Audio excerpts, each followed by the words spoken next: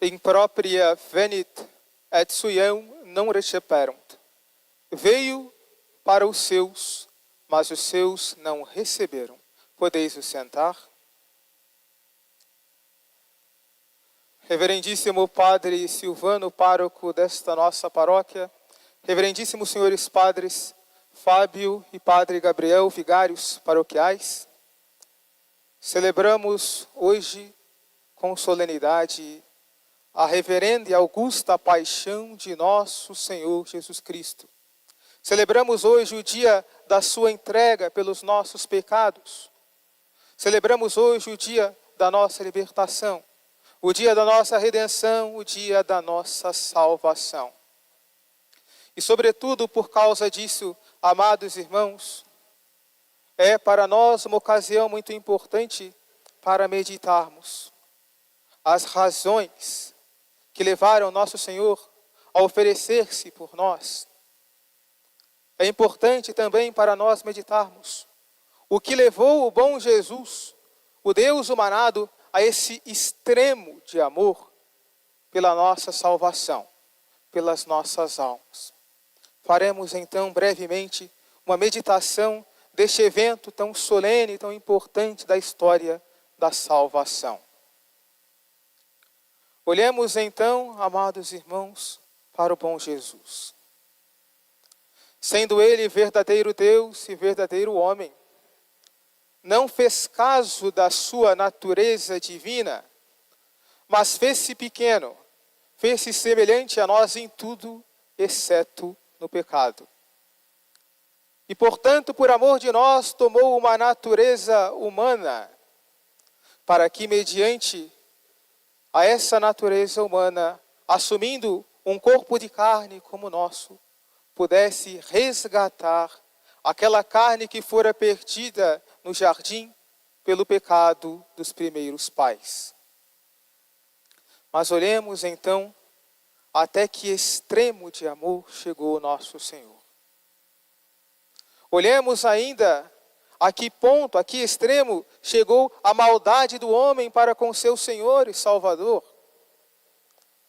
Pensemos então neste relato da Sagrada Paixão que acabamos de escutar. Nós escutamos desde o julgamento feito contra nosso Senhor até a sua crucificação e morte na cruz. Jesus foi condenado e crucificado. Mas qual foi o crime que nosso Senhor cometeu? Curar a inúmeros enfermos, ressuscitar os mortos, multiplicar os pães, ensinar-nos o caminho do céu. Qual foi o crime que nosso Senhor cometeu? O crime que nosso Senhor cometeu, irmãos, se nós podemos usar essa palavra, foi o seu excesso de caridade, o seu excesso de amor para conosco. E foi por este crime que ele próprio quis ser crucificado para nos dar a salvação.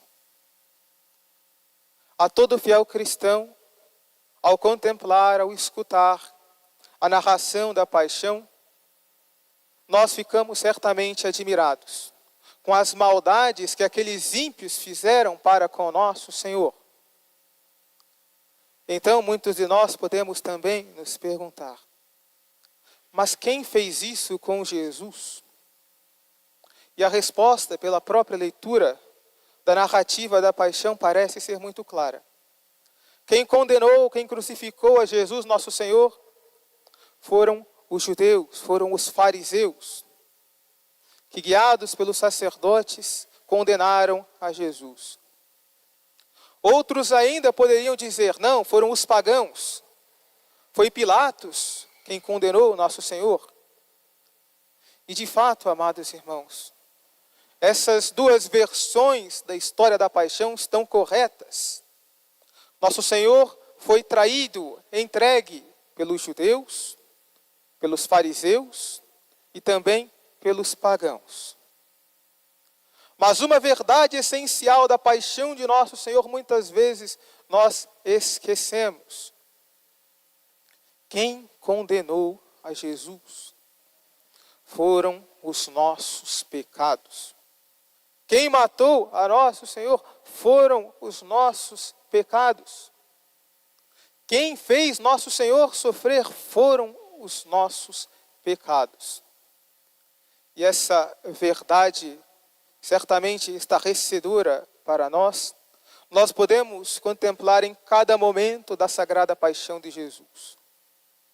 Façamos então uma breve meditação dos sofrimentos de Jesus por nós, para ali reconhecer qual foi a nossa culpa.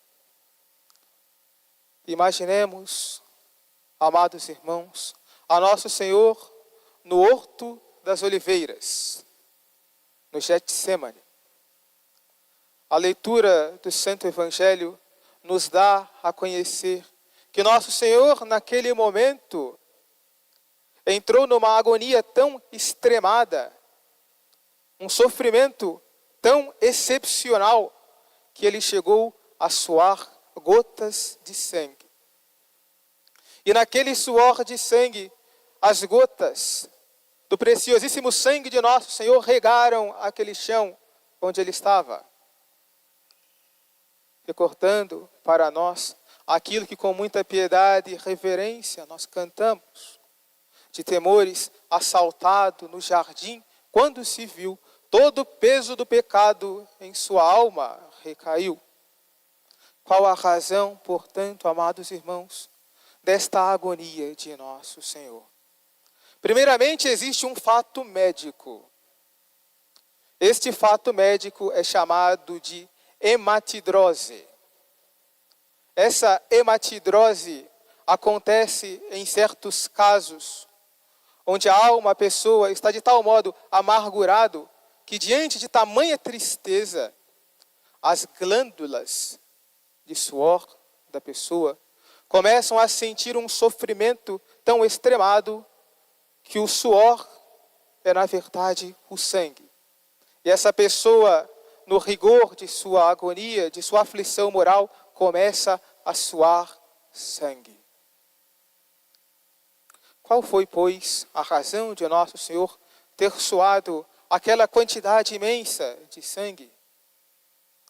Foi porque, amados irmãos, naquele momento em que nosso Senhor orava no Horto das Oliveiras, ele viu e compreendeu na sua natureza divina todos os pecados da história da humanidade.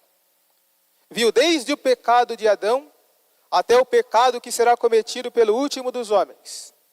E viu, portanto, também os nossos pecados. Mas não foi a contemplação dos pecados passados que fez a alma de nosso Senhor ser amargurada, mas foi a contemplação, a visão dos nossos pecados.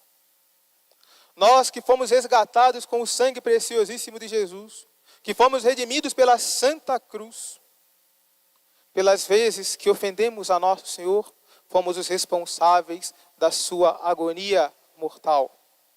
Jesus não tinha medo da crucificação. Pelo contrário, nós escutamos ontem na leitura do Evangelho que Jesus havia desejado ardentemente aquele momento, com ardor. O que fez nosso Senhor sofrer no Horto das Oliveiras foi a contemplação de cada um dos nossos pecados. Eis, portanto, a nossa parcela de culpa nos sofrimentos de nosso Senhor. Pelos nossos pecados ofendemos, e ofendemos gravemente a nosso Senhor, pois que resgatados por Ele, não reconhecemos tamanho benefício. Mas não bastasse tamanho sofrimento moral, nosso Senhor foi em seguida traído. Traído por um dos seus discípulos, Judas Iscariotes, aquele que ele havia chamado para ser parte da sua família mais chegada, aquele que ele havia chamado para o apostolado. E aquela traição amargurou profundamente a nosso Senhor. Porque aquela traição foi a traição de um amigo. E como dói nas nossas almas, quando nos reconhecemos, nos sabemos traídos pelas pessoas a quem amamos, a quem estimamos. Essa também é novamente uma verdade para cada um de nós. Na traição de Judas está figurada a traição de cada cristão para com nosso Senhor, quando deixa de lutar contra o pecado mortal e se entrega aos seus vícios. Certamente, amados irmãos, o coração de Jesus se entristece com os pecados dos pecadores, com os pecados daqueles que estão distantes dele. Mas nosso Senhor se entristece mais ainda na contemplação dos pecados dos cristãos, dos redimidos, daqueles que se chamam pelo sacramento do batismo filhos de Deus. Evitemos, portanto, com todo o ardor de nossa alma, o pecado que é uma traição para com nosso Senhor. Mas também, ainda no decurso dessa história da paixão de Jesus, nosso Senhor, tendo sido julgado pelos fariseus, tendo sido condenado depois por Pilatos, foi feito vítima do escárnio dos homens. Foi então coroado de espinhos. Revestiram-no com o manto escarlate, vermelho, imitando o manto real, e deram-lhe um cetro de cana, um caniço rachado. Eis, portanto, como os homens trataram ao Rei dos Reis e Senhor dos Senhores. A coroa do nosso Santíssimo Rei não foi uma coroa adornada de joias preciosas. O seu manto não foi um manto de linho fino. O seu cetro não foi de metal, não. A sua coroa foi de espinhos. O seu manto, um manto de zombaria. O seu cetro, uma cana. E o seu trono, uma cruz, uma pesada cruz. Mas quem foi que coroou de espinhos a nosso Senhor? Fomos nós pelos nossos pecados. Neste fato, nós vemos que Jesus foi zombado com relação à sua realeza, ao fato dele ser verdadeiro rei. E zomba o cristão do bom Jesus e da sua realeza quando cai no pecado do respeito humano. Quando se envergonha de publicamente professar a sua santa religião. E quando, por vergonha, omite os atos de piedade próprios de sua fé. Portanto, evitemos de todos os modos possíveis o pecado do respeito humano. E depois, nosso Senhor foi então flagelado. O flagelo romano, amados irmãos, constava de um pedaço de pau, no qual ia amarrado umas correias de couro. E essas várias correias eram como que finalizadas por pequenos pedaços de metal, aos quais vinham pontas de ossos. E quando esse flagelo, esse chicote era aplicado aos prisioneiros, aos condenados, a crueldade dessa chicotada era tão feroz que não só arrancava a pele, mas também conseguia ferir os músculos daquele que estava sendo flagelado. Pela tradição judaica, uma pessoa podia ser flagelada por volta de 39 vezes. Mas nós sabemos que nosso Senhor foi crucificado e flagelado, melhor dizendo, mais de 39 vezes, chegando até o desmaio, chegando até a desmaiar por causa dessa cruel flagelação. Meditemos então nessa flagelação, nesses chicotes que repetidamente recebeu nosso Senhor no seu corpo sagrado.